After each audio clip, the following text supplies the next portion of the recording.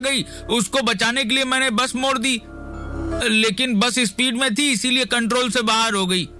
चलो चलकर बाहर देखते हैं कि वो औरत कहाँ है, कहीं उसको कुछ हुआ तो नहीं। ये सुन सभी लोग बस से नीचे आते हैं और उस औरत को देखने लगते हैं। ड्राइवर अंकल, यहाँ तो आसपास कोई नहीं है, लगता है आपको धोखा हुआ है। अरे ड्राइवर अंकल, बस चलाते हुए सो गए होंगे और अब एक्सीडेंट के बाद बहाने बना रहे हैं। ड्राइवर साहब, बस को काफी डैमेज हो गई है, इसको ठीक कराने में वक्त लगेगा। आप लोग एक काम करो, यहीं पास में ही बैठ जाओ, तब तक मैं बस ठीक करके देता हूँ। ये लो, अब हमें इसी जंगल में कैंपिंग करनी पड़ेगी। अरे कोई बात नहीं, कुछ ही देर में बस ठीक हो जाएगी। सभी लोग बस से कुछ दूर जा करके एक साथ बैठ जाते हैं और बातें करने लगते हैं। तभी राज भूतों की कहानी सुनाने लगता है। राज बस करो, इन बच्चों वाली कहानी से कोई नहीं डरता है। तो चलो मैं आप लोगों को सच्ची कहानी बता देता हूँ। ठीक है, सुनाओ। कहा जाता है कि जब भी कोई रात के वक्त अकेले घने जंगलों में से ट्रेवल कर रहा होता है तो छलावे के जाल में फंस जाता है। छलावा? सच में ऐसा कुछ नहीं होता है, ये सब बस लोगों को डराने के लिए कहानियां बनाई गई हैं। नहीं, इस बारे में तो मैंने भी सुना है कि छलावा अगर किसी को देख ले तो उसका मरना तय है। हाँ, क्योंकि छलावा आपके आसपास ऐसा माया जाल बना देगा कि आप खुद को ही मार लोगे, और ऐसे ही ये छलावा अपना शिकार करता है। अरे बस करो यार तुम लोग, अब कोई और बात करते हैं। अरे लगता है कोई तो डर रहा है। ऐसा कुछ नहीं है, बस मुझे अभी अपनी ट्रिप के बारे में सोच सोच के खुशी हो रही है और वो मुझे खराब नहीं करनी है। तभी नेहा जोरों से चीखते हुए कहती है, अरे यार, मेरा फोन तो बस में ही रह गया। तो इतना परेशान क्यों रही हो, मैं लेकर आता हूँ। ऐसा कहकर पवन बस की तरफ जाने लगता है और तभी वो बस में आकर देखता है तो नेहा अभी भी बस के अंदर होती है।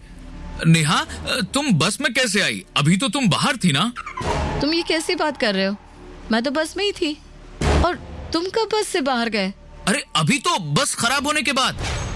ये तुम कैसी बात कर रहे हो? बस तो एकदम सही है और अभी हम सब बस के अंदर ही तो हैं। तभी पवन अपने आसपास देखता है जहां अब सभी लोग बस में ही थे। ये देख पवन को कुछ समझ नहीं आता और वो ड्राइवर के पास जाकर कहता है, ड्राइवर अंकल, अभी कुछ देर पहले आपसे बस का एक्सीडेंट हो गया था, जिसके बाद आप बस ठीक करने में लग गए थे। नहीं, ऐसा तो कुछ भी नहीं हुआ है, और बस तो सिटी से यहाँ तक नॉन स्टॉप चलते हुए आई है। लगता है मैंने कोई सपना देखा होगा। अपनी सीट पे आकर बैठ जाता है और बैठे बैठे अब पवन बाहर देखने लगता है जहाँ जंगल और पहाड़ थे। तभी पवन देखता है कि बस बिल्कुल वैसे ही पेड़ से टकरा रखी है जैसी उनकी बस का एक्सीडेंट हुआ था, और पवन बस का नंबर देखकर समझ जाता है वो बस वही बस है जिससे वो लोग ट्रेवल कर रहे थे। कुछ तो गड़बड़ है यहाँ, मुझे बस से उतरना होगा। क्या हुआ पवन, तुम इतना घबराए हुए क्यों हो? पवन बिना कुछ बोले ही बस ड्राइवर के पास जाता है और कहता है, अभी इसी वक्त बस रोक दो। ये तुम क्या कह रहे हैं साहब, इतनी रात बस नहीं रुकेगी। जो मैंने कहा है वो करो। ड्राइवर पवन की नहीं सुन रहा था, इसीलिए पवन बस का हैंडल पकड़कर खुद ही बस रोकने की कोशिश करता है। इतने में रास्ते के बीचों बीच एक पूरा परिवार खड़ा था जो बस रुकवाने के लिए हाथ दिखा रहा था, लेकिन हैंडल का कंट्रोल ना होने की वजह से उस पूरे परिवार का एक्सीडेंट हो जाता है बस से। और तभी अचानक ही बस रुक जाती है और पवन और बाकी सभी बस से उतरकर उस परिवार को देखने जाते हैं जिसमें 2 छोटे बच्चे समेत माँ बाप बस के नीचे कुचल के मारे गए थे। हे भगवान, ये मुझसे क्या हो गया? तुमने एक पूरे परिवार को जान से मार दिया। हाँ पवन, तुम्हें इसकी सजा भुगतनी चाहिए, तुमसे बहुत बड़ा पाप हुआ है। पवन जैसे सभी की बातों में हाँ मिलाने लगता है। हाँ, आप सभी सही कह रहे हो, मुझे अपने पाप की सजा भुगतनी चाहिए। तो जाओ पवन, सामने की खाई से कूद जाओ और दे दो अपनी जान। पवन भी उन सभी की बात में आकर खाई की तरफ जाने लगता है और खाई के पास पहुंचकर कूदने ही वाला होता है कि तभी पीछे से कंडक्टर पवन का हाथ पकड़कर उसको अपनी तरफ खींच लेता है। अरे आप क्या करने वाले थे, होश में तो हो आप? कंडक्टर की आवाज सुन सभी लोग जंगल से भागते हुए आते हैं। पवन, तुम कहाँ गायब हो गए थे? हम लोग कब से तुम्हें ढूंढ रहे हैं। पवन भी जैसे अभी होश में आया हो। ये तुम लोग क्या कह रहे हो? मैं तो तुम सभी के साथ ही तो था बस में। अबे बस तो खराब पड़ी थी ना, उसकी वजह से ही तो हम सब जंगल में बैठे हुए थे। लेकिन अभी तो मैं बस में ही था और तभी अचानक बस से एक परिवार का एक्सीडेंट हो गया और वो मेरी वजह से मारे गए। तो तुम सबके कहने पे ही मैं खुद को मारने जा रहा था। तुम होश में तो हो? हम भला ऐसा क्यों करेंगे? अब मैं सब समझ गया। पवन जो भी कह रहा है सब सच है, इसके साथ हुआ है।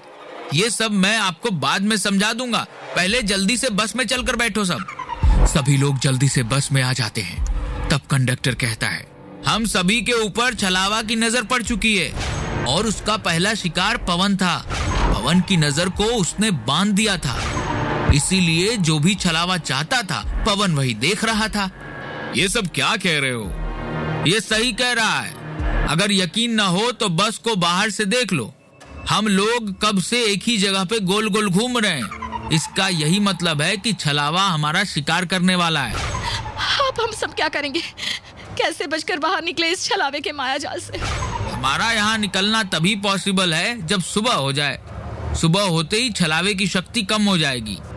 लेकिन सुबह होने तक वो हमें मारने की पूरी कोशिश करेगा, क्योंकि इस वक्त वो हम में से किसी एक के शरीर में है, इसीलिए हम अभी तक उसके जाल में हैं।